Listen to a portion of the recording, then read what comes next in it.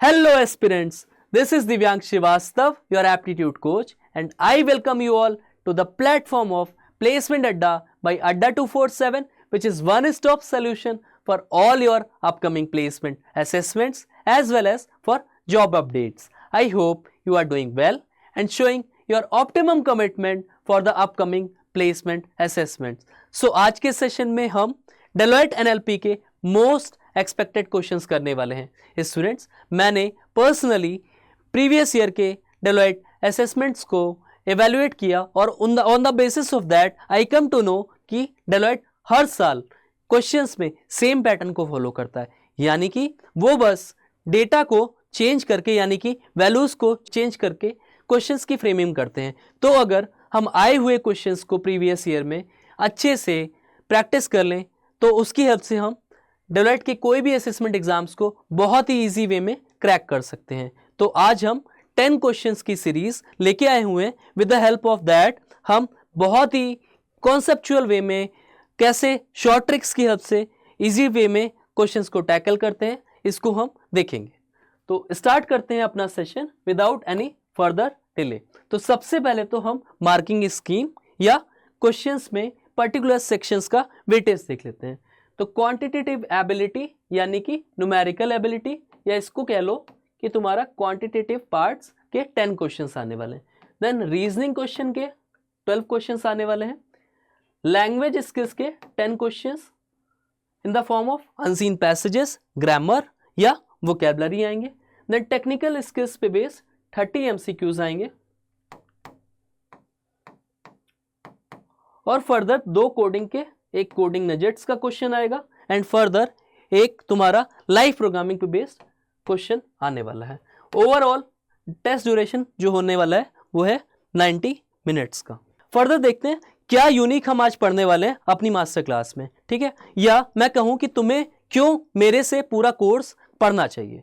तो सबसे पहले तो हम कॉमन क्वेश्चंस को पढ़ने वाले हैं डेलोइट के असेसमेंट्स में, यानी कि मैं तुम्हें I have come with a series of around 100 questions जो कि हम अपने आने वाले अपकमिंग बैचेस में, अपकमिंग क्लासेस में कवर अप करने वाले हैं और इसकी हेल्प से हम कोई भी एग्जाम क्लियर कर सकते हैं। कोई भी असेसमेंट एग्जाम्स में तुम देखोगे पैटर्न सेम ही रहता है ऑलमोस्ट। देन हम कैलकुलेशन स्किल्स पे वर्क करने वाले हैं। बहुत सारी कैलकुलेशन ट्रिक्स मैं तुम्हें सिखाने वाला हूं, फिर चाहे तुम मल्टीप्लिकेशन ट्रिक्स की बात करो, फाइंडिंग द स्क्वायर्स या finding the cubes of a number की बात करो, 2 डिजिट्स के नंबर को हम कितनी ही इजी वे में सिर्फ 2 सेकंड्स की हेल्प से हम मल्टीप्लाई कर सकते हैं, ये सब चीज़ें हम अपकमिंग सेशंस में सीखेंगे। इसके साथ में फॉर्मूला लेस टेक्निक्स, यानी कि कोई भी तुम देखोगे मेरे बैच में मैं कभी भी फॉर्मूला की हेल्प से कोई भी क्वेश्चन सॉल्व नहीं करा सकता हूं, क्योंकि फॉर्मूला लर्निंग या formula mugging is a waste of time.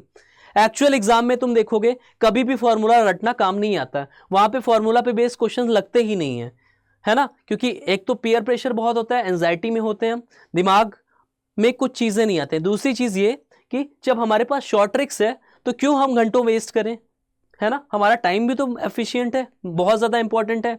तो ऐसे टाइम कंस्टेंट एग्जाम्स में हम फॉर्मूला लेस टेक्निक्स की हेल्प से क्वेश्चंस को अप्रोच करना सीखेंगे, ठीक है। और फिर हमारे पास ऑप्शन एलिमिनेशन टेक्निक होगी। मैं तुम्हें सिखाऊंगा कि इवन तुम्हें अगर क्वेश्चंस के आंसर नहीं आते हैं तो तुम कैसे गलत ऑप्शंस को एलिमिनेट करके राइट आंसर पे अप्रोच कर सकते हो। यानी कि किसी भी क्वेश्चन को सॉल्व करने के 2 तरीके हैं, या तो फिर तुम्हें सही आंसर पता होना चाहिए, ठीक है, तो तुम कॉन्सेप्चुअली जाके वो आंसर मार्क कर सकते हो, या फिर दूसरा तरीका ये है कि तुम रॉन्ग आंसर्स को पहले ही एलिमिनेट कर दो। तो अगर गलत तरीकों को तुमने एलिमिनेट कर दिया तो सही तरीके यानी कि सही आंसर्स पे ऑलरेडी आ जाओगे, ठीक है, इतनी चीज डन है। इसके अलावा बहुत ही चीजों को हम बहुत इजी ट्रिक से, कॉन्सेप्ट से समझेंगे one by one. A merchant sold an article at 10% loss. If he had sold it rupees 450 more, 8% would have been gained on the cost price. Find the cost price. Profit and loss से कोई भी question आएगा deal करने को तो हम without उसको formula ही solve करने वाले हैं, ठीक है। No need to mug up with the formulas, क्योंकि एक्चुअल एग्जामिनेशन में फॉर्मूलाज नहीं याद होते हैं, ठीक है, तो इसको कॉन्सेप्चुअली हम करेंगे।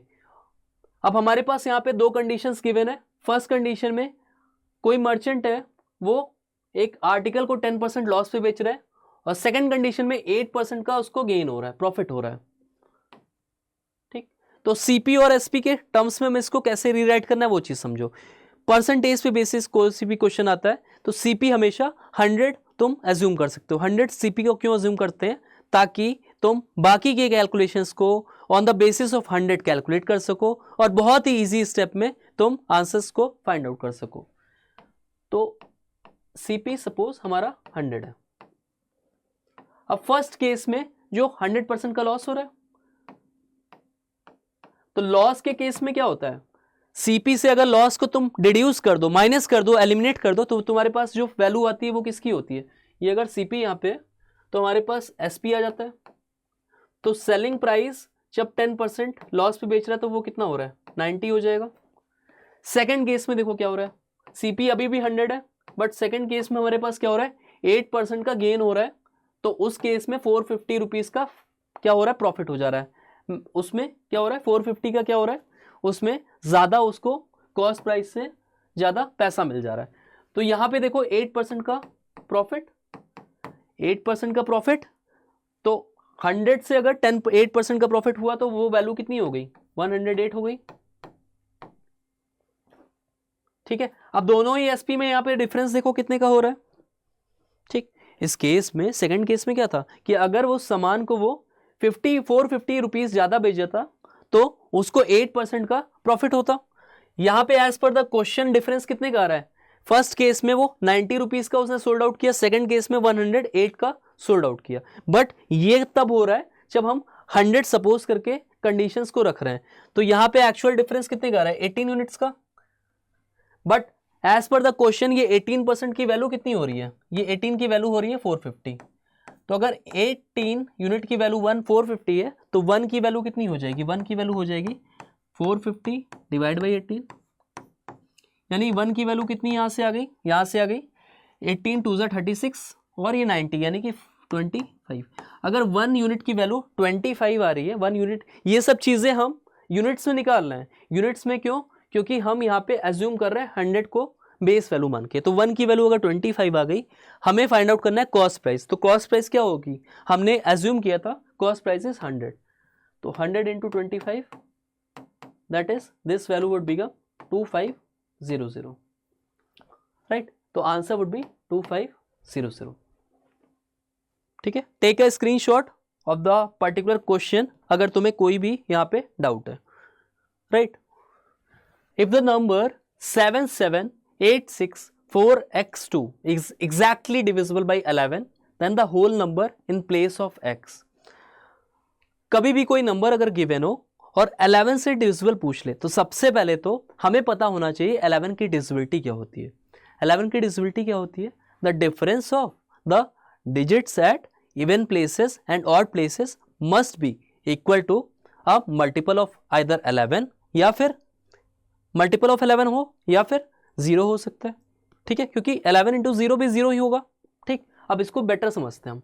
हमारे पास जो नंबर गिवन है वो है 77864x2, राइट। अब तो दो स्टेप में इसको करते हैं। सबसे पहले तो हमारे पास हम देखते हैं सम क्या आ रहा है। तो सबसे पहले सम ऑफ इवन प्लेसेस देख लेते हैं। इवन प्लेसेस पे यहाँ पे क्या क्या है, यहाँ पे x है, 6 है और ये 7 है। तो इसका सम कितना होगा, x प्लस 6 प्लस 7 यानी कि 13 प्लस 7, 13 प्लस x। और इसी तरह सम ऑफ ऑड प्लेसेस कितना हो रहा है, तो यहाँ पे 2 है, 2 से 4 एड ऑन, 4 से 8 और 8 से 7। तो सम वुड बी 6 प्लस 8 14, 14 प्लस 7 21। अब जो हमारे पास इंडिविजुअल सम्स आए इसी का डिफरेंस ले लेते हैं। तो difference would be 21 minus 13 plus x. और ये जो डिफरेंस होता है ये या तो फिर मल्टीपल ऑफ 11 हो या फिर 0 हो जाए। तो यहां से हमारे पास डिफरेंस आ गया 8 का, 21 माइनस 13 और यहाँ पे माइनस, तो यहाँ पे 8 माइनस एक्स शुड बी 11 के। अब x की वैल्यू नेगेटिव तो हो नहीं सकती, राइट। तो यहाँ पे हम क्या कंसीडर कर सकते हैं, 11k को 0 कंसीडर कर सकते हैं क्योंकि 11k भी multiple of 11 into 0 would be 0। तो यहाँ पे हम कंसिडर कर सकते हैं 8 minus x should be equal to 0। तो ऐसे में x की वैल्यू क्या आ जाएगी, x की वैल्यू आ जाएगी 8। यहाँ से x की वैल्यू कितनी आ जाएगी 8, एक ही वैल्यू फिट करेगी यहाँ पे प्लेस पे, तो answer would be x is equal to 8। ठीक है, नेक्स्ट क्वेश्चन पे जंप करते हैं। In a class there are 100 boys and girls, total number of students कितना हो गया, टोटल स्टूडेंट या total number of boys and girls would be 100। If there are 240 laddus to be distributed among them all in such a way that each girl get 4 laddus, हर एक girl को 4 लड्डू मिल रहे हैं and boy gate 2 Laddu, और हर एक लड़के को 2 लड्डू मिल रहे हैं, then in how many girls are there, तो पूरी क्लास में कितनी गर्ल्स और बॉयज हैं या आप कितनी गर्ल्स हमें बेसिकली डिटरमाइन करना है। अच्छा, टोटल स्टूडेंट काउंट कितना था 100 और टोटल लड्डू कितने हैं, इसको ना बहुत बेसिक अप्रोच से हम सॉल्व कर सकते हैं 240। अब समझते हैं, ठीक है, 240 अगर 240 लड्डूज हैं तो इसको हम किसमें डिस्ट्रीब्यूट कर रहे हैं, बॉयज और गर्ल्स में, और हर एक बॉय को बेसिकली 2 लड्डूज मिल रहे हैं और हर एक गर्ल को 4 लड्डूज मिल रहे हैं। यहाँ पे देखो 2 लड्डू और यहाँ पे 4 लड्डू, ठीक है, इक्वल साइज कर लेते हैं इसको, वरना तुम कहोगे कि लड़कों के साथ में डिस्क्रिमिनेशन हो गया। अब ये देखो यहाँ पे 2 लड्डू और 4 लड्डू, ठीक है। अच्छा एक चीज समझो, कभी भी ऐसे क्वेश्चन को सॉल्व करना हो ना, बहुत बेसिक सा तुम कॉमन सेंस यहाँ पे लॉजिक यूज कर सकते हो। अच्छा 2 लड्डू तो सबको मिल ही रहे हैं ना इन कॉमन, 2 लड्डू तो कम से कम मिलेगा ही, चाहे वो बॉय हो चाहे वो गर्ल हो। तो अगर 2 लड्डू मिल रहा है तो क्या हम कह सकते हैं कि जितने भी यहाँ पे स्टूडेंट्स थे, यानी कि 100 स्टूडेंट्स थे, तो सबको बेसिकली एक मिनिमम अमाउंट 2 लड्डू तो मिल ही रहा है, ठीक है। अगर मिनिमल अमाउंट भी कंसीडर करें यानी 2-2 लड्डू भी, तो अगर 100 लोग को 2-2 लड्डू मिले तो टोटल लड्डू कितने हो गए, 200 लड्डूज हो गए, है ना। 100 लोग को, टोटल 100 स्टूडेंट को 2-2 लड्डू ईच मिले तो 200 लड्डू हो गए, 200 लड्डू हो गए। लेकिन एज पर द क्वेश्चन यहाँ पे कितने लड्डू एक्स्ट्रा हो गए, 40 लड्डू तो बच गए ना, 40 रिमेनिंग। अब ये बच क्यों गया ये समझो, ये बच इसलिए गया क्योंकि हर एक फीमेल स्टूडेंट को यानी कि गर्ल को 2 लड्डू एक्स्ट्रा मिल रहे हैं, तो 40 लड्डू तुम्हारे पास बच गए और हर एक फीमेल स्टूडेंट को 2-2 लड्डू एक्स्ट्रा मिल रहे हैं, तो नंबर ऑफ गर्ल स्टूडेंट कितना हो गया, गर्ल की वैल्यू कितनी हो गई, यही जो 40 लड्डू एक्स्ट्रा है ना, यही 2-2 लड्डू हर एक स्टूडेंट को एक्स्ट्रा मिला होगा फीमेल स्टूडेंट को, तो गर्ल की वैल्यू हो गई 40 divide by 2 that is 20, right. तो अगर गर्ल्स का नंबर ऑफ काउंट करना था that means number of girls are 20। फिर से समझते हैं इसको, 240 टोटल लड्डू थे और 100 टोटल नंबर ऑफ स्टूडेंट्स थे, ठीक है। अगर हम ऐसे देखें तो हर एक स्टूडेंट को 2 लड्डू, बॉयज को 2 लड्डू और हर एक गर्ल को 4 लड्डू मिले, यानी कि बेसिकली सारे ही स्टूडेंट को 2 लड्डू तो मिले ही मिले हैं कम से कम, ठीक है। हाँ गर्ल्स को एक स्पेशल एडवांटेज हुआ कि 4 लड्डू यानी कि 2 एक्स्ट्रा मिल गए। अगर 2 लड्डू सबको मिले तो 100 लोग को कितने लड्डू मिले, 100 इंटू 2 दैट इज 200। अगर 200 लड्डू मिलना चाहिए लेकिन एक्स्ट्रा लड्डू यहाँ पे कितने बच गए, 40 लड्डू, क्योंकि टोटल लड्डू एक्चुअल में मिले थे 240। तो जो 40 लड्डूज एक्स्ट्रा मिले वो क्यों मिल रहे हैं, क्योंकि गर्ल्स को 2 लड्डू एक्स्ट्रा मिल रहे थे, तो 40 डिवाइड बाई 2 कर दोगे क्योंकि हर एक गर्ल को 2 लड्डू एक्स्ट्रा मिले, तो टोटल नंबर ऑफ गर्ल्स कितना आ गया, 20 आ गया, तो यही तुम्हारा आंसर हो गया। नेक्स्ट क्वेश्चन देखते हैं। There are 40 people in a group, if they shake hands with one another how many handshakes are possible. बहुत ही फेमस क्वेश्चन है, बहुत ही, और इसको इंपॉर्टेंट मार्क कर लो, हर एक इस असेसमेंट में आया हुआ क्वेश्चन है, ठीक है। और ओवर द टाइम देखोगे बस इसमें डेटा चेंज हुआ है, क्वेश्चन सेम रहा है, ठीक। अब हैंडशेक के क्वेश्चन से कैसे डील करना है समझो, 40 पर्सन है, ठीक है, ग्रुप में किसी, अब पूछ रहा है कि अगर 40 पर्सन हर एक से आपस में हाथ मिला रहे हैं, हैंडशेक कर रहे हैं, तो टोटल नंबर ऑफ हैंडशेक्स कितने पॉसिबल हैं, ठीक है। अब हैंडशेक्स बेसिकली कैसे होता है, दो पर्सन अगर आपस में हाथ मिलाते हैं तो उसी को हैंडशेक पर्टिकुलरली होता है, ठीक है। यानी कि दो हाथ चाहिए होंगे तब जाके एक हैंडशेक होता है।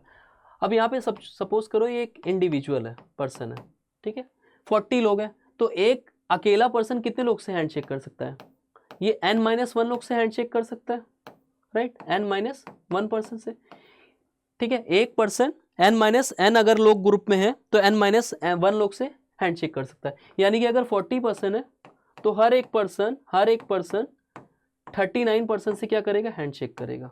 अब इसको याद में रखना, ठीक है, हर एक पर्सन 39 लोग से हैंडशेक करेगा, तो टोटल काउंट कितना हो गया, 40 × 39,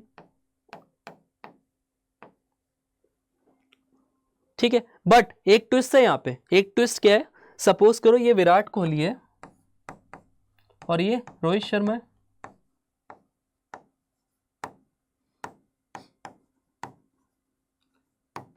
अब अगर विराट कोहली और रोहित शर्मा आपस में हैंडशेक कर रहे हैं, ठीक है, ये विराट कोहली ये रोहित शर्मा ये हैंडशेक कर रहे हैं, तो विराट कोहली ने अगर एक हैंडशेक किया तो रोहित शर्मा का भी तो एक हैंडशेक है। मतलब क्या हो रहा है कि दो लोग अगर साथ में हैंडशेक कर रहे होते हैं तो दो इंडिविजुअल अलग अलग हैंडशेक्स नहीं होंगे टोटल, बल्कि 2/2 दैट इज 1 हैंडशेक। तो दो लोग अगर इंडिविजुअल अलग अलग हैंडशेक्स कर रहे हैं तो यहाँ पे विराट कोहली का एक हैंडशेक और रोहित का एक हैंडशेक नहीं काउंट होगा, बल्कि /2 होगा। तो टोटल हैंडशेक इस केस में कितना हो गया, 40 × 39 /2। यानी कि इसी को तुम कह सकते हो कि टोटल हैंडशेक्स कितने हो गए, it would be nothing but n × n-1 और /2, ठीक है, क्योंकि वो इंडिविजुअल हैंडशेक्स काउंट नहीं होंगे, बल्कि यहाँ पे दोनों को मर्ज करके एक हैंडशेक्स काउंट होगा। तो n × n-1 /2। अच्छा, इसी को एक और तरीके से समझते हैं, इसकी एक शॉर्ट ट्रिक भी होती है। 40 पर्सन है, एक हैंडशेक करने के लिए कितने चाहिए तुम्हारे पास पर्सन, 2 हैंडशेक, तो 2 पर्सन चाहिए तुम्हारे पास, तो नंबर ऑफ पर्सन कितना है टोटल 40, और एक हैंडशेक करने के लिए 2 पर्सन। तो क्या इसमें हम परमुटेशन कॉम्बिनेशन के हेल्प से कॉम्बिनेशंस नहीं लगा सकते, डेफिनेटली लगा सकते। कैसे लगाओगे, टोटल नंबर ऑफ पर्सन कितने 40 और टोटल नंबर ऑफ पर्सन में सिलेक्शन कितने का हो रहा है, ठीक है, क्योंकि combination is all about picking things, यानी कि combination is all about selection. तो दो लोग का सिलेक्शन यहाँ पे हो रहा है, तो यहाँ पे NC2 भी लगा सकते हैं। NC2 is nothing but n × n-1 divide by यहाँ पे 2 है तो 2 फैक्टोरियल नीचे आ जाएगा, तो 2 × 1। यहाँ पे भी सेम यही आ जाएगा, 40 × n 40 हो गया, और n-1 कितना हो गया, रिवर्स में सेकंड नंबर यानी कि n-1 यानी कि 40 - 1 दैट इज 39, और डिवाइड बाई 2, तो दिस इज 20 टाइम्स, और 20 × 39 वुड बी 780। तो 780 would be the right answer, ठीक है। आई होप तुम्हें ये सब चीजें क्लियरली समझ में आ रही हूँ। On selling an article for ₹1020 a merchant loses 15%, for how much price should he sell the article to gain 12% on it, ठीक है। प्रॉफिट लॉस के क्वेश्चन विदाउट फॉर्मूला हम सॉल्व करने वाले हैं। तो सबसे पहले तो कंडीशन देखेंगे, दो कंडीशन गिवन है कि अगर कोई प्राइस 1020 पे एक कोई आर्टिकल को सेल किया जाता है, यानी कि ये सेलिंग प्राइस गिवन है, तो मर्चेंट को 15% का लॉस हो जाता है, ठीक है। अगर उसी आर्टिकल को 12% गेन पे बेचना होगा तो कितने प्राइस पे उसको बेचना होगा, ठीक है। यानी कि यहाँ पे सेकंड कंडीशन में SP हमारा फाइंड आउट करना है, ठीक है, सेकंड कंडीशन में SP करना है, ठीक है। तो हमने क्या किया, हमने CP को हम हमेशा 100 एज्यूम करके चलेंगे, ठीक है, ताकि हमारी प्रॉब्लम बहुत ही ईजियर स्टेप्स में हो जाए। CP अगर 100 है और यहाँ पे गिवन कंडीशन में 15% का लॉस बियर हो रहा है, तो अगर लॉस हो रहा है 15% का, यानी कि CP में से 15% रिड्यूस कर देंगे, ठीक है। इन अ सिचुएशन जब तुम्हारे पास लॉस हो रहा होता है तो हमेशा जो सेलिंग प्राइस होता है वो कॉस्ट प्राइस से क्या होता है, कम हो जाता है। तो अगर 15% का लॉस हो रहा है दैट मीन्स जो भी तुम्हारा सेलिंग प्राइस आ रहा है वो कितना आएगा, 85 आएगा, राइट। अब सेकंड कंडीशन में पूछ रहा था अगर इसी 100 को, ठीक है, यानी कि ये जो तुम्हारा कॉस्ट प्राइस था इस पर्टिकुलर आइटम पे उसको 12% का गेन करना है। 12% का गेन मतलब उसे कितने में बेचना पड़ेगा? अगर 100 रुपए का कोई आइटम है तो कितने में सोल्ड आउट करना पड़ेगा? 112। ठीक है, तो एज पर द क्वेश्चन ये देखो 85% की वैल्यू कितनी गिवन थी? 1020 रुपीज। क्यों? क्योंकि गिवन था कि अगर 15% लॉस पे उसने सोल्ड आउट किया तो वो सेल हो रहा था 1020 पे, राइट। तो यहां से क्या हम वैल्यू ऑफ 1 यूनिट नहीं निकाल सकते एलिमेंट्री मेथड का यूज करके? डेफिनेटली निकाल सकते हैं। तो हमने क्या किया, इसको डिड्यूस किया सिंपल फॉर्म में। तो ये देखो यहाँ पे 17 5 हो गया और ये हो गया 17 6 और ये 60। तो 5 यूनिट की वैल्यू कितनी आ गई? 60। तो 1 यूनिट की वैल्यू कितनी आ जाएगी? 12 आ जाएगी। तो अगर 1 की वैल्यू 12 आ गई, हमसे पूछ रहा था कि उस पर्टिकुलर आइटम को किस प्राइस में हम सोल्ड आउट कर दें सो दैट हमें 12% का गेन हो जाए। ठीक है, उस मर्चेंट को 12% का गेन हो जाए। तो मर्चेंट को 12% का गेन करने के लिए कितने यूनिट पे बेचना पड़ेगा? 112 इंटू तुम्हारा 12, क्योंकि 1 यूनिट की वैल्यू कितनी है? 12 है। तो 112 इंटू 12 हो गया। तो 12 2 ज़ा 24, 2 कैरी फॉरवर्ड, 12 1 ज़ा 12 और ये 14, 12 1 ज़ा 12 और ये 13। दैट मीन्स ₹1344 में उसे वो आइटम को सोल्ड आउट करना पड़ेगा। ठीक है, I hope this particular question is understood to you. 12 men can complete work in 6 days, whereas 10 men and 21 women takes 3 days to finish the same work. In how many days can 12 women alone complete? अच्छा, जब हमारे पास 9th-10th में हमने time and work based questions किया था, तो अगर तुम रिकॉल करोगे तो हमें कौन सा मेथड सिखाया गया था? हमें एक तरीके से यूनिटरी मेथड सिखाया गया था। ठीक है, वहां पे क्या होता था, हम नंबर ऑफ डेज को कुछ लेते थे और फिर 1 डे वर्क क्या हो जाता था? 1 डिवाइड बाई एक्स के फॉर्म में हो जाता था। फिर लास्ट में हम with the help of equation तुम्हारा number of days find out करते थे। बट जब तुम किसी भी पर्टिकुलर प्लेसमेंट असेसमेंट्स को टारगेट कर रहे हो या कोई भी गवर्नमेंट एग्जाम्स की प्रिपरेशन कर रहे हो तो हम टाइम कंस्ट्रेंट होते हैं। ठीक है, हमें ऐसे क्वेश्चन को सिर्फ 20 to 30 सेकंड्स निकालना है, क्योंकि यहाँ पे स्टेप मार्किंग के क्वेश्चंस पे आंसर्स नहीं मिलने वाले। यहाँ पे सिंपली एमसीक्यू के फॉर्म में क्वेश्चंस आने हैं, तो हमें कम से कम टाइम में निकालना है सो दैट हमारा सिलेक्शन हो जाए। ठीक है, अब सिलेक्शन लेने के लिए यहाँ पे नया कॉन्सेप्ट पढ़ोगे, that is concept of efficiency. बहुत ही ईजी है, मैं बहुत ही कॉन्सेप्चुअल तुम्हें एक एक चीज बताता हूं। सबसे पहले तो क्या होता है, efficiency multiply by time taken is equal to work done, या इसी को आप कह सकते हो टोटल वर्क।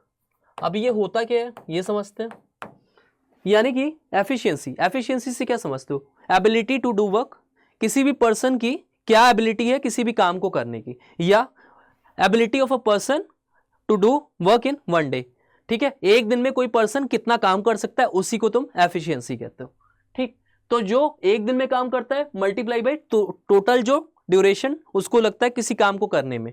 ठीक है, 1 day work into total time जो उसने कंज्यूम किया उसी का प्रोडक्ट होता है टोटल वर्क। मैं एग्जांपल की हेल्प से तुम्हें इसको और ज्यादा समझाता हूं।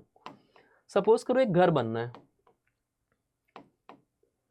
ठीक है, अभी इस घर को बनाने के लिए एक मेल और एक फीमेल की रिक्वायरमेंट है।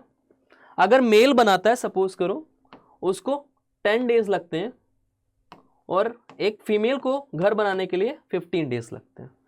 ठीक, अब ऐसी सिचुएशन में हमेशा आप इसका एलसीएम ले लेना, और जो एलसीएम होगा वही क्या होगा, वो होगा 10 और 15 का एलसीएम वुड बी 30। अब जो एलसीएम आ रहा है ना, यही हम टोटल वर्क कंसीडर कर लेते हैं। तो मेल को अगर 10 डेज लग रहे हैं टू कंप्लीट 30 वर्क, 10 दिन में 30 काम करना, तो एक दिन में कितना काम करेगा? 10 दिन में 30, एक दिन में 3 काम। अभी ये 3 वर्क आया ना, मैं बताता हूं क्या होता है। 15 डेज में 30 वर्क फीमेल को करना है, तो 15 डेज में 30, तो 1 डे में 2 वर्क कंप्लीट कर रही है एक फीमेल। ठीक है, अब जो 3 और 2 इंडिविजुअली आया, यही क्या है, मेल और फीमेल की एफिशिएंसीज है। एफिशिएंसी मतलब 1 डे में एक मेल और फीमेल कितना काम कर रही है। 3 is the efficiency of male and 2 is the efficiency of female या एक वुमेन। ठीक है, एफ से रिप्रेजेंट कर ले रहे हैं एफ, राइट। अच्छा, अगर तुम फॉर्मूला पे जाओगे एक चीज समझो, जैसे कि यहाँ पे पर्टिकुलर हमारे पास जो हमने एग्जाम्पल लिया, इसमें वर्क डन क्या था, घर बनाना, ठीक है, टू कंस्ट्रक्ट और टू बिल्ड अ होम। अच्छा, वर्क डन किसी भी फॉर्म में हो सकता है। टू पेंट अ वॉल, ये भी एक तरीके का वर्क है। टू लिफ्ट अ सूटकेस, ये भी एक तरीके का वर्क है, ठीक है। टू पुल अ कार्ट या टू पुल अ ब्रीफकेस, ये भी एक तरीके का क्या है, वर्क ही हो रहा है, ठीक। अब फर्दर देखते हैं यहाँ पे, अगर वर्क डन सेम है, जैसे कि यहाँ पे घर बनाना था, ये तो सेम है, दोनों कंडीशन में मेल और फीमेल के लिए, दोनों के लिए काम तो सेम है। कभी भी अगर वर्क डन सेम होगा तो एफिशिएंसी और टाइम टेकन का जो रिलेशन होगा वो कैसा होगा, inverse in nature. Inverse in nature का मतलब समझ लेते हैं, ठीक है। जो टाइम टेकन होगा वो क्या होगा, इनवर्स ऑफ एफिशिएंसी। अगर वर्क डन हमारा कांस्टेंट होगा तो efficiency into time taken, E into T, ये क्या हो गया, डब्ल्यू हो गया। और अगर हमने W को कांस्टेंट कर दिया तो E और T में कैसा रिलेशन होगा, इनवर्स इन नेचर होगा। इनवर्स का मतलब यहाँ पे जिसकी एफिशिएंसी ज्यादा होगी उसको टाइम कम लगेगा सेम वर्क करने में, अगर एफिशिएंसी कम होगी तो टाइम ज्यादा होगी। यहाँ पे भी देखो, मेल को कम टाइम कब लग रहा था, जब इसकी एफिशिएंसी ज्यादा थी। फीमेल की एफिशिएंसी कम है तो फीमेल को टाइम ज्यादा लग रहा है, ठीक है। इतना कॉन्सेप्ट समझ में आ गया कि both are inversely proportion to each other when work is kept constant, ठीक है। अब इसी पे बेस हम इस पर्टिकुलर क्वेश्चन को समझते हैं। तो हमारे पास था 12 men can complete work in 6 days, right. तो हम एफिशिएंसी ऑफ men को सपोज कर लेते हैं एज m, ठीक है। एफिशिएंसी ऑफ men को हमने कंसीडर कर लिया m, ठीक है। तो एफिशिएंसी ऑफ वुमेन को हम कंसीडर कर लेते हैं, let's say it is w। अब हमारे पास दो कंडीशन है। फर्स्ट कंडीशन में गिवन है कि 12 men can complete work in 6 days। जब 12 men अकेले काम कर रहे हैं तो उन्हें 6 days लग रहा है, तो टोटल वर्क हमारा इस केस में कितना हो जाएगा, 12 men, यानी कि 12 men यानी कि अलग अलग डिफरेंट एफिशिएंसी के साथ में वर्क कर रहे हैं। एक man efficiency of m work कर रहा है, तो 12 आदमी जब एक साथ काम कर रहे हैं तो उस काम को टोटल कितना हो रहा होगा, 12 टाइम्स ऑफ मैन। ये मैन की एफिशिएंसी आ गई टोटल मैन की, इनटू यहां पे क्या लेंगे, टाइम लेंगे, क्योंकि एफिशिएंसी इनटू टाइम होता है टोटल वर्क। मैन को टाइम कितना लग रहा है, 6, ठीक है। तो ये फर्स्ट कंडीशन हो गई जब 12 मैन साथ में वर्क कर रहे हैं, तो ये टोटल वर्क के बराबर हो गया। अच्छा, सेकंड कंडीशन में भी सेम वर्क हो रहा है, बट यहाँ पे दो लोग साथ में काम कर रहे हैं। 10 मैन यहाँ पे साथ में वर्क कर रहे हैं ऑल टुगेदर एंड 21 वुमेन। तो 10 मैन और 21 वुमेन का कंबाइन एफिशिएंसी कितनी हो गई, जब 10 मैन साथ में वर्क करेंगे तो 10 इंटू एम हो जाएगा। ये टोटल 10 आदमियों की क्या हो गई, एफिशिएंसी हो गई। प्लस अब यहाँ पे 21 वुमेन भी तो साथ में वर्क कर रही है, तो 21 टाइम्स ऑफ वुमेन हो गया, राइट। ये साथ में वर्क कर रहे हैं। अच्छा, ये तो टोटल एफिशिएंसीज आ गई। अब कितने डेज के लिए काम कर रहे हैं ये लोग, they are performing for 3 days, multiply by 3, ठीक है। तो ये टोटल वर्क हमने क्या किया, इक्वेट कर दिया, इक्वल कर दिया, ठीक। अब इसको सॉल्व करने से हमें क्या मिलेगा, हमको मैन और वुमेन की एफिशिएंसी का रेशियो मिल जाएगा, ठीक है। यहाँ पे दो वेरिएबल्स है ना, तो हमें रेशियो मिल जाएगा, इसलिए सॉल्व कर लेते हैं इसको। यहां से 3 से हम कैंसिल आउट कर सकते हैं 2 टाइम्स, राइट। तो हमारे पास कितना आ गया यहाँ पे 24 m। RHS में देखेंगे तो 10 m plus 21 w plus 10 m, right. अब हम जैसे ही RHS को इक्वल करेंगे तो हमारे पास यहाँ पे आ जाएगा 10 m is equal to 21 w। Further हम अगर m और w का रेशियो देखेंगे तो हमारे पास आ जाएगा ये 21 डिवाइड बाई 14, ठीक है। इसको हम सिंप्लीफाई कर लेते तो यहाँ पे 3 और 2 का रेशियो आ गया। दैट मीन्स मैन की एफिशिएंसी आ गई 3 और वुमेन की एफिशिएंसी रिस्पेक्टिवली कितनी आ गई, 2 आ गई, ठीक है। तो ये हमारे पास एक तरीके से रेशियो निकल आया। अब हम क्या टोटल वर्क निकाल सकते हैं, क्योंकि हमारे पास रिस्पेक्टिव रेशियोज आ गए। टोटल वर्क क्या होगा, जो टोटल वर्क होगा वो हम किसी की भी वैल्यू वहां पे सब्स्टिट्यूट कर सकते हैं। तो हमारे पास टोटल वर्क फर्स्ट केस में क्या था, 12 into m into 6, that means 12 into m. M की एफिशिएंसी कितनी आ गई, 3 आ गई, और कितने नंबर ऑफ डेज के लिए वर्क कर रहा था, 6 डेज के लिए। तो टोटल वर्क जो हमारे पास आया 12 इंटू 3 इंटू एक्स आया, ठीक है, चाहो तो इसको सिंप्लीफाई कर लो, लेकिन कोई जरूरत नहीं है इसको सिंप्लीफाई करने की, लेट इट बी, ठीक है, ऐसे ही छोड़ देते हैं। अभी देखो हमें फाइंड आउट क्या करना है, वी नीड टू डिटरमाइन कितने डेज में 12 women alone can do the work. अच्छा, इस पर्टिकुलर इक्वेशन से देखो यहाँ पे क्या पूछा है, टाइम पूछा है ना, यानी कि हमको टोटल वर्क निकल आया और 12 वुमेन की एफिशिएंसीज हमने फाइंड आउट कर ली, तो हम उसी से डिवाइड कर देंगे। तो हमें फाइंड आउट करना टी, तो टी क्या होगा, नंबर ऑफ डेज कितना होगा, total work divide by efficiency of women, right. अब देखो टोटल वर्क यहां से हमने निकाला 12 into 3 into 6, efficiency of women, कितनी वुमेन साथ में वर्क कर रही हैं, 12 वुमेन साथ में वर्क कर रही है, तो 12 times of W, 12 times of W हो जाएगी total efficiency of 12 women.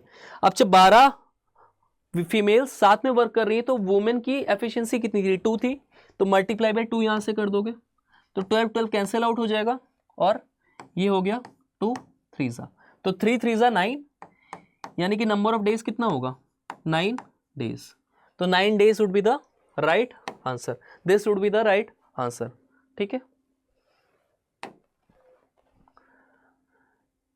So we have another question from time and work. 7 spider makes 7 webs in 7 days. Then 1 spider will make 1 web in how many days? बहुत interesting question है, repeatedly बहुत सारे assessment में आया हुआ है, ठीक है। Just try to solve this particular question by your own, then I will be helping you out to understand the concept of these particular questions, ठीक है। अच्छा, इसको सॉल्व करने के लिए बेसिकली एक शॉर्ट ट्रिक याद कर लो, MDH, ठीक है। MDH इज वेरी फेमस मसाले, है ना, MDH मसाले याद होगा, एक दादाजी आते हैं ना इसके ऐड में, ठीक है, वो बहुत ज़्यादा उनकी एज है और वो उसके पर्टिकुलर ऐड में आते हैं, तो MDH से याद कर लो, हमेशा MDH ही क्या होता है, तुम्हारा वर्क डन होता है, ठीक है। अब इसको समझते हैं, डिकोड करता हूँ कि MDH होता क्या है। याद रखना हमेशा कभी भी तुम्हारे work done in form of resource यानी कि मैन पावर के फॉर्म में दिया हो, नंबर ऑफ पर्सन के फॉर्म में हो, तो M is the number of main, ठीक है, D is the number of days, कितने दिन के लिए काम कर रहे हैं वो, और H मतलब नंबर ऑफ आवर्स, कितने घंटों के लिए, कितने आवर्स के लिए वो डेडिकेटेड है किसी वर्क को करने के लिए, ठीक है। अब याद रखना M into D into H ये किसके बराबर होता है, ये होता है हमेशा W के बराबर, यानी कि MDH का जो प्रोडक्ट होगा वही किसी के बराबर होगा, वर्क डन के बराबर। इन केस अगर दो अलग अलग सिचुएशंस को गिवन है, ठीक है, जैसे कि फर्दर हमारा इस क्वेश्चन में दिया है कि अलग अलग वर्क डन हो रहा है और कुछ यहाँ पे ह्यूमन रिसोर्स या मैन पावर लग रहा है या नंबर ऑफ पीपल लग रहे हैं, इंगेज्ड हैं, तो उस केस में हमेशा रखना M1 D1 H1 is equal to W1 है, और अगर सेकेंड कंडीशन में M2 D2 H2, ठीक है, इज इक्वल टू W2 है। अगर दोनों को मर्ज करोगे, कंबाइन करोगे, तो हमेशा we will get M1 D1 H1 divide by W1 is equal to M2 D2 H2 divide by W2। ये बेसिक फॉर्मूला है, इसी के कॉन्सेप्ट पे हम सारे ही क्वेश्चंस को सॉल्व कर सकते हैं, ठीक है। अब ये वाला क्वेश्चन देखो, इसी पे तुम क्या करोगे, वैल्यूज को इक्वेट करोगे, पुट करोगे और इजीली तुम्हें आंसर मिल जाएगा, ठीक। तो करते हैं इसको। यहां पे देखो नंबर ऑफ पर्सन कितने हैं, यहां पे पर्टिकुलर 7 स्पाइडर्स है ना, तो 7 स्पाइडर्स अगर मिलके कोई काम कर रहे हैं तो यहाँ पे नंबर ऑफ पर्सन यानी कि M की वैल्यू कितनी हो गई, 7 हो गई। यहाँ पे वर्क डन क्या हो रहा है, स्पाइडर का काम क्या है, उस वेब को क्रिएट करना, डिजाइन करना, ठीक है, तो उसका जो वर्क डन हो रहा है यहाँ पे 7 हो रहा है, और नंबर ऑफ डेज कितना है, 7 है। आवर्स के रिस्पेक्ट में कोई बात नहीं कही गई, तो कभी भी कोई यूनिट अगर इसमें से मिसिंग भी है, नहीं गिवन है आवर्स या डेज के फॉर्म में, टाइम के फॉर्म में, तो उसको हम 1 कंसीडर करके सॉल्व कर सकते हैं, ठीक है। तो इस केस में देखो यहाँ पे कितना हो गया, M की वैल्यू हो गई 7। अब बस इसी को याद रखना, आप MDH इक्वल टू W, और यहाँ पे मैं फॉर्मूला फिर से लिख देता हूँ, M1 D1 H1 divide by W1 is equal to M2 D2 H2 upon W2। ये दोनों इक्वेशन हमेशा इक्वल होंगी, तो अगर ये इक्वल होंगी, ठीक है, तो अब इसी में वैल्यूज पुट कर दो। नंबर ऑफ पर्सन कितना हो गया 7 हो गया, नंबर ऑफ डेज कितना हो गया 7 हो गया, नंबर्स ऑफ आवर गिवन है डिवाइड बाई 7, ये किसके बराबर हो जाएगा। सेकंड कंडीशन में देखो यहाँ पे 1 spider can make 1 web in how many days, number of days तुम्हें डिटरमाइन करना है। तो ऐसे केस में नंबर ऑफ, यहाँ पे देखो पर्सन कितना हो गया 1 हो गया, डेज कितना हो गया आपको फाइंड आउट करना है, आवर्स गिवन है तो 1 लिख लो, नहीं गिवन है तो, और यहाँ पे नंबर ऑफ वेब्स कितना है 1 वेब है, तो वर्क डन कितना हो गया 1 हो गया। अब इसी को आप क्या करो एलिमिनेट कर दो, तो यहाँ पे कितना बच गया आपका, नंबर ऑफ डेज कितना आ गया यहाँ से 7 आ गया, ठीक है। तो answer would be 7। I hope तुमने सही आंसर मार्क किया हो, ठीक है। Take a screenshot of it if you don't have any basic knowledge about this particular question, formulas तुम इसको मेक श्योर कर लो कि तुम्हें आता हो, ठीक है। नेक्स्ट क्वेश्चन पे चलते हैं। The sum of 3 consecutive natural numbers each divisible by 4 is 96, what is the largest among them, ठीक है। इसको ना दो तरीके से समझते हैं, एक तो बेसिक तरीका और कैसे एक हम ऑप्शन एलिमिनेशन से इसको कर सकते हैं, ठीक है, या हम इसको सिर्फ विदाउट पेन एंड पेपर भी इसको गेस कर सकते हैं आंसर। बहुत ईजी है, कैसे करोगे, यहाँ पे हमारे पास ये है 3 consecutive natural number each divisible by 4 is 96। अब देखो यहाँ पे ना 3 नंबर का सम, सपोज करो first number, second number and third number, और numbers are consecutive in nature, तो तीनों का सम जो आ रहा है वो कितना आ रहा है 96 आ रहा है, राइट। तो हम क्या यहां से एवरेज कॉन्सेप्ट नहीं लगा सकते, कभी भी कंसेक्यूटिव नंबर्स है ना, तो एवरेज क्या होगा मीन नंबर, यानी कि मिडिल वाला नंबर, मिडिल वाला नंबर ही एवरेज हो जाएगा। 96 है ना, तो 96 डिवाइड बाई 3 करोगे तो क्या आ जाएगा मिडिल नंबर, डायरेक्ट 32 आ गया, ठीक है। और 32 प्लस 3 कर दोगे, सॉरी प्लस 4 कर दोगे यहाँ पे, क्यों, क्योंकि यहाँ पे डिविजिबल बाई 4 भी गिवन है, ठीक। 3 यानी कि कंसेक्यूटिव नंबर्स दिए हैं, और तीनों जो कंसेक्यूटिव नंबर्स हैं दोनों तीनों में डिफरेंस होगा 4 का, तो 4 का अगर डिफरेंस है तो 32 plus 4 would be the answer, यानी कि 36। तो आंसर वुड बी 36। ये तो हो गया बेसिक अप्रोच, ठीक है। ये डायरेक्ट तुम ऐसे कर सकते हो without doing any particular calculations, इसमें कैलकुलेशंस की कोई रिक्वायरमेंट नहीं, डायरेक्ट इसको आंसर को तुम कर सकते थे। अब अगर सपोज करो तुम्हारे दिमाग में ये सब चीजें नहीं आए एग्जाम में, तो इसको बेसिक अप्रोच कर सकते हो, ठीक है। 3 नंबर्स हमारे पास, कभी भी कंसेक्यूटिव पेयर्स होते हैं तो हमेशा हम जो नंबर्स लेंगे वो किस फॉर्म में लेंगे, यहाँ पे 4 का डिविजिबल है तो 4n कंसीडर कर लो, राइट। और क्योंकि ये 4 का डिविजिबल है, कंसेक्यूटिव नंबर्स हैं तो 4n प्लस 4 हो जाएगा ये, और ये कैसा हो जाएगा 4n माइनस 4 हो गया।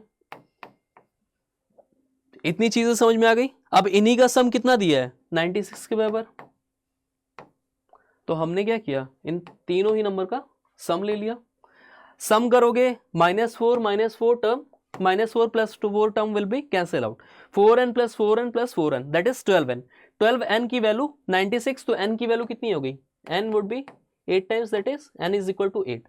अगर n इज इक्वल टू 8 आ गया तो हमें क्या निकालना है, लार्जेस्ट टर्म यानी कि लार्जेस्ट ऑफ द 4, तो 4n would be 4 into 8 plus 4, that means ये नंबर कितना हो गया 36।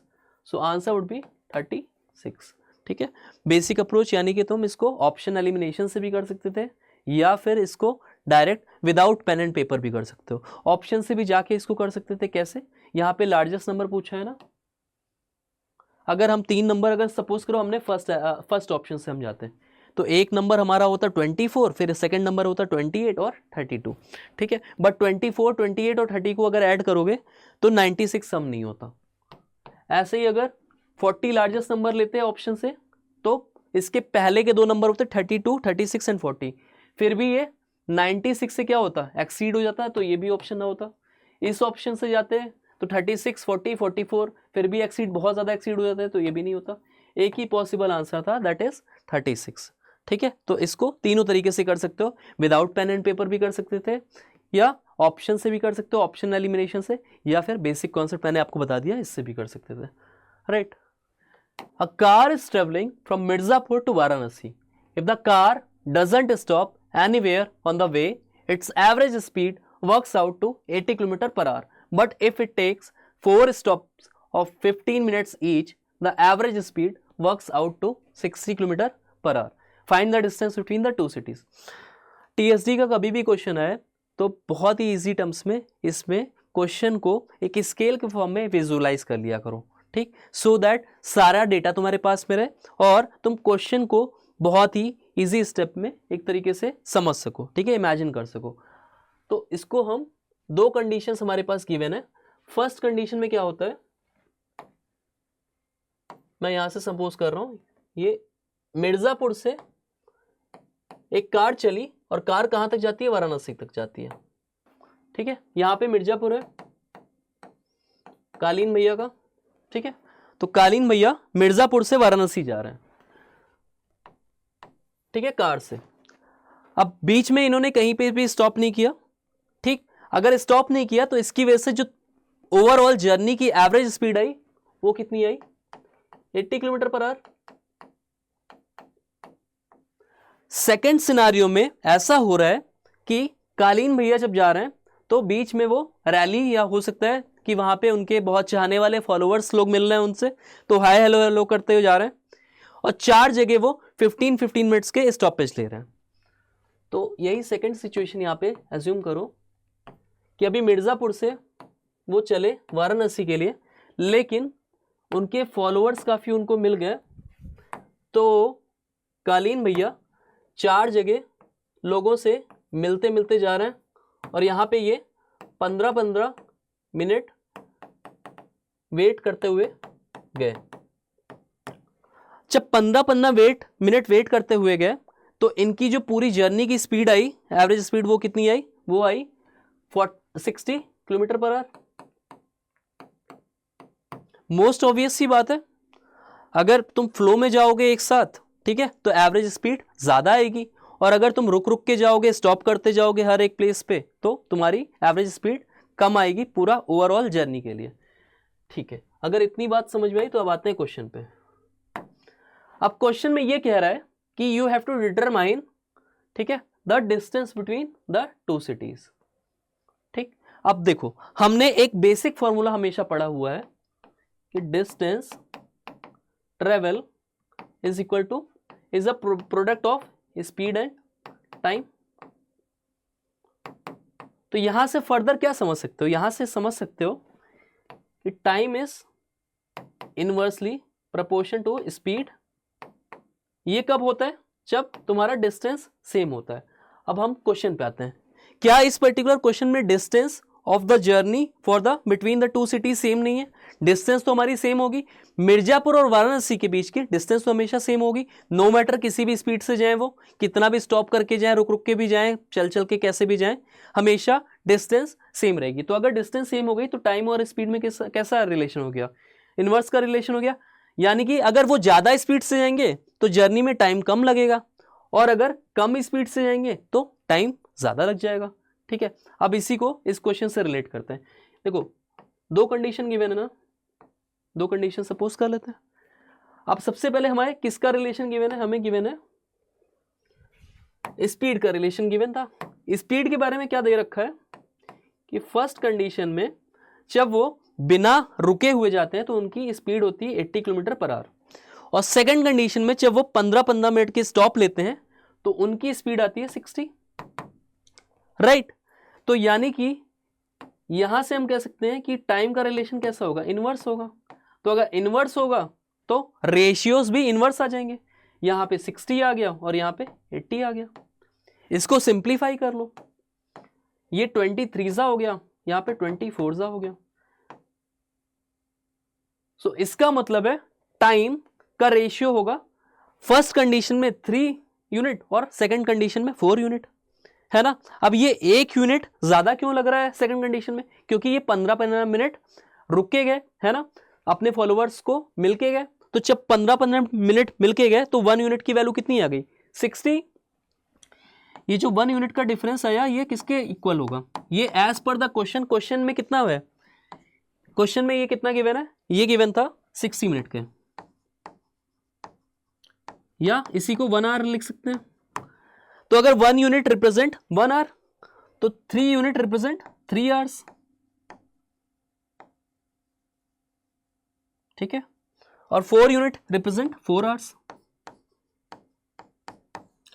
अब हमें डिटरमाइन क्या करना था, हमें फाइंड आउट करना था डिस्टेंस बिटवीन टू सिटीज, तो distance is equal to speed into time taken. तो जो हमारे कालीन भैया थे वो फर्स्ट सिचुएशन में कितने की स्पीड से आ रहे थे, वो ट्रेवल कर रहे थे 80 की स्पीड से, राइट। और उन्हें टाइम कितना लग रहा था, उन्हें टाइम लग रहा था 3 यूनिट्स, यानी कि 80 इंटू 3 आवर्स लग रहे थे ना। तो डिस्टेंस कितनी हो गई 240 किलोमीटर्स। तो आंसर वुड बी 240 किलोमीटर्स।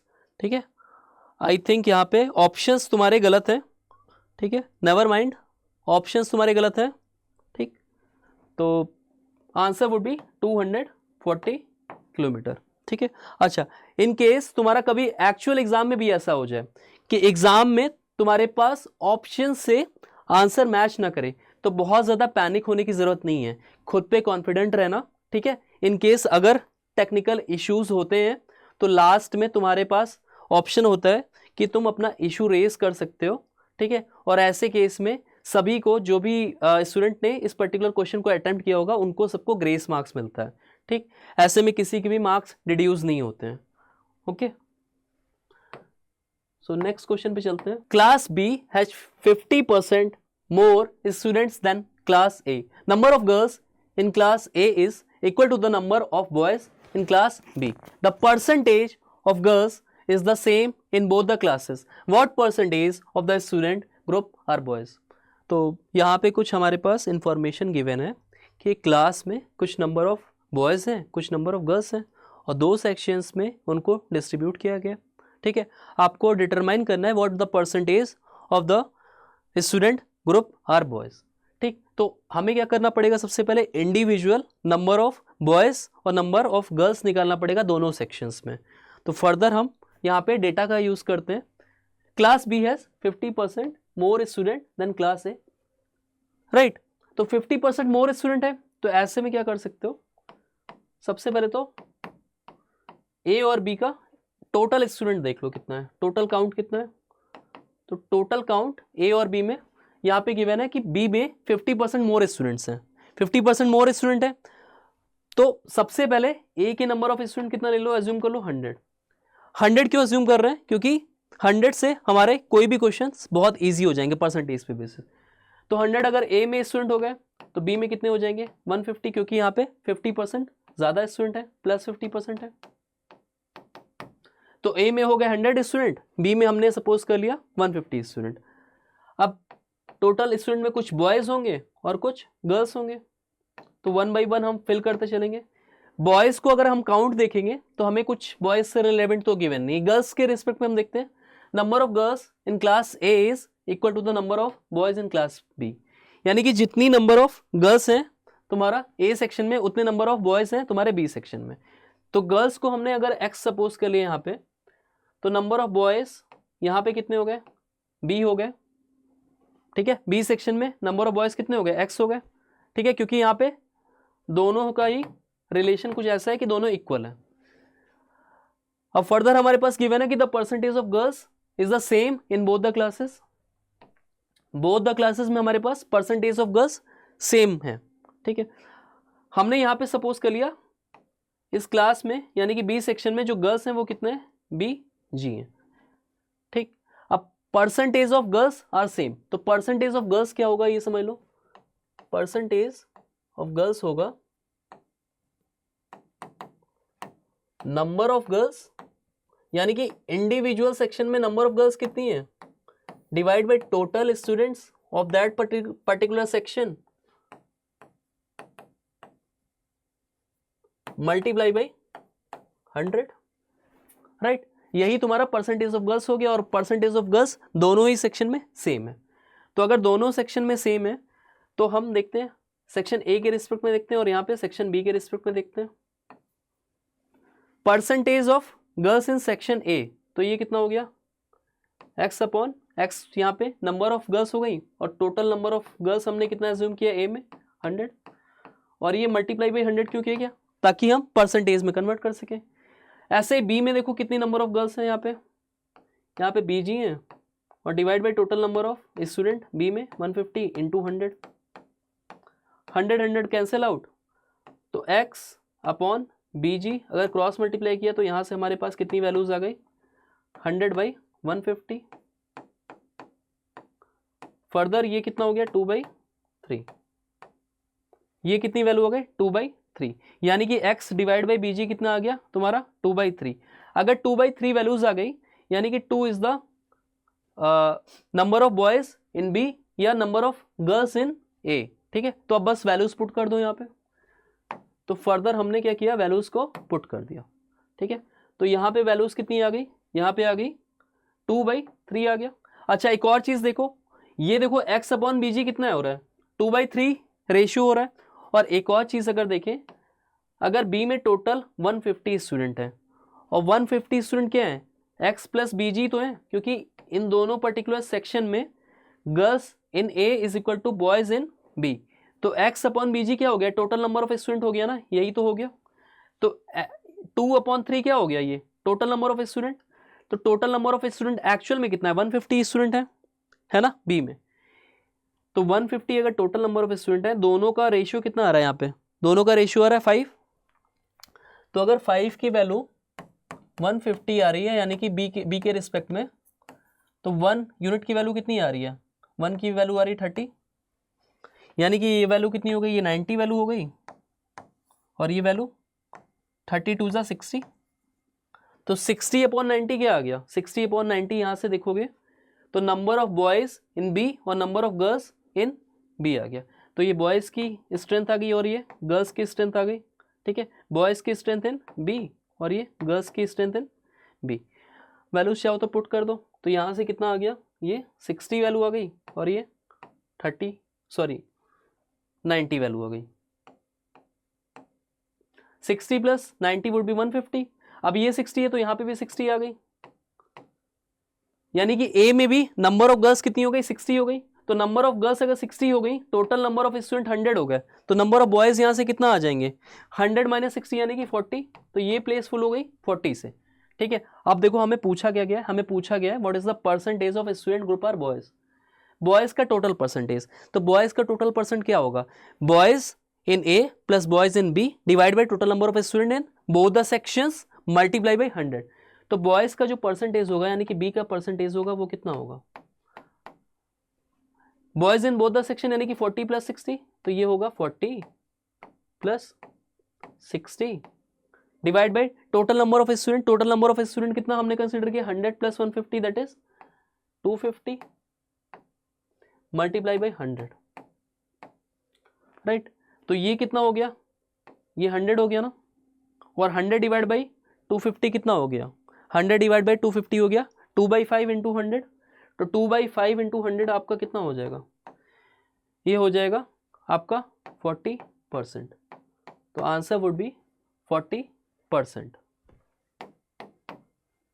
ठीक। I hope this thing is clear to you. एक बार जल्दी से देख लो, बहुत ही इजी ट्रिक से मैं तुम्हें पूरा ही क्वेश्चन सॉल्व कराया है, ठीक है। Students, if you are facing any sort of challenges in your entire placement preparation, you can directly reach out to us through our social media platforms. Also do subscribe it so that you are not going to miss any of the further job related updates.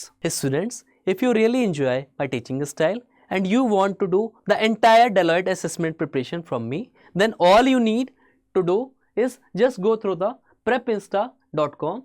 Here you will get a fully dedicated platform for the Deloitte aptitude questions. यहाँ पे जैसे ही तुम आते हो तुम्हारे पास ना सिर्फ number of questions for the different topics होंगे, बल्कि इसका सॉल्यूशंस भी होगा। इसके साथ में तुम्हें बहुत सारा प्रैक्टिस रिसोर्स मटेरियल मिलने वाला है। साथ में तुम्हें यहाँ पे टॉपिक वाइज बॉक्स मिल जाएंगे, जिससे तुम अपने आप को इवेल्युएट कर सकते हो कि तुम्हारी परफॉर्मेंस कैसी है, तुम्हारी प्रिपरेशन कैसी चल रही है, साथ में स्कोप ऑफ इम्प्रूवमेंट कहाँ पे है, तो तुम टॉपिक वाइज खुद को इम्प्रूव भी कर सकते हो। इसके साथ में तुम्हें यहाँ पे प्रीवियस ईयर देखो क्वेश्चंस पेपर भी हम अवेल करा रहे होंगे। सारे ही सेक्शंस के तुमको ऐसे ही क्वेश्चंस मिल जाएंगे, रिसोर्स मटेरियल और मॉक्स भी यहीं पे एक ही प्लेटफॉर्म पे अवेलेबल हो जाएगा।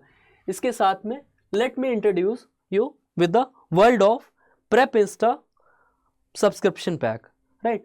अगर तुम प्राइम कोर्सेस में देखो, यहाँ पे with just 1 subscription you will have the access of more than 200 courses which is very essential for your upskilling and upgrading। साथ में तुम्हें यहाँ पे सर्टिफिकेशन कोर्सेज भी मिलने वाले हैं, ठीक है। जैसे ही मैं नेविगेट करता हूँ यहाँ पे, सबसे पहले तो तुम्हें DLIT NLA का सेक्शन मिलेगा। इसके साथ में यहाँ पे कंपनी स्पेसिफिक यहाँ पे तुम्हें सेक्शंस मिलेंगे, जिससे तुम किसी भी पर्टिकुलर जॉब कंपनी की प्रिपरेशन कर सकते हो। यहाँ पे तुम्हें पॉपुलर स्किल यानी कि futuristic skills like data science, data analytics, machine learning, AI, AWS cloud की प्रिपरेशन कर सकते हो। We have full stack courses, बहुत सारी तुम कोडिंग लैंग्वेजेस यहाँ से ही सीख सकते हो। लाइक अगर तुम बेसिक C++, जावा या फिर पाइथन की बात करो, इसके साथ में कोडिंग कोर्सेज में मिल जाएगा, चाहे वो तुम बेसिक, इंटरमीडिएट या कॉम्पिटिटिव कोडिंग की बात करो। एप्टीट्यूड सेक्शन तुम मेरे से पढ़ना चाहते हो, तुम्हें यहाँ पे लाइव क्लासेस का डायरेक्ट एक्सेस मिल जाएगा। लॉजिकल रीजनिंग, वर्बल, सबकी प्रिपरेशन यहाँ से कर सकते हो। साथ में कंपनी स्पेसिफिक तुम प्रिपरेशन कर सकते हो, प्रोडक्ट बेस या सर्विस बेस कंपनीज हो गया। अच्छा, इसके साथ में अगर तुम असेसमेंट के बाद तुम्हारा अगर मैं इंटरव्यू बेस्ड प्रिपरेशन की बात करूँ, तो यहाँ पे ही तुम हमारे इंडस्ट्री एक्सपर्ट से इंटरव्यू प्रिपरेशन भी कर सकते हो। So this was all about this particular session. जैसे ही कि मैं तुम्हें फुली डिवोशनल के साथ, फुली कमिटमेंट के साथ पढ़ा रहा हूँ, एक एक चीज़ को सिंप्लीफाई करके तुम्हें बहुत ही ईजियर वे में समझाता हूँ। आई होप उतने ही कमिटमेंट से तुम अपनी पढ़ाई कर रहे होगे। अच्छा, कई बार तुम लाइफ में लॉस फील करते होगे, डीमोटिवेटेड फील करते होगे, या किसी भी वजह से तुम बहुत ज़्यादा लो फील करते होगे, तो बस तुमको एक चीज़ याद रखना है कि तुमको अपना कंटिन्यूटी ब्रेक नहीं करना है, तुम्हें कंसिस्टेंट बने रहना है through out your preparation until and unless you are not going to make it to your final dream। Students, I hope कि तुम्हें एप्टीट्यूड बहुत ही ईजियर वे में अब समझ में आ रहा होगा। So if you really like my work, just share it among your friends and do subscribe the channel so that I also get motivated from you guys। Thank you all।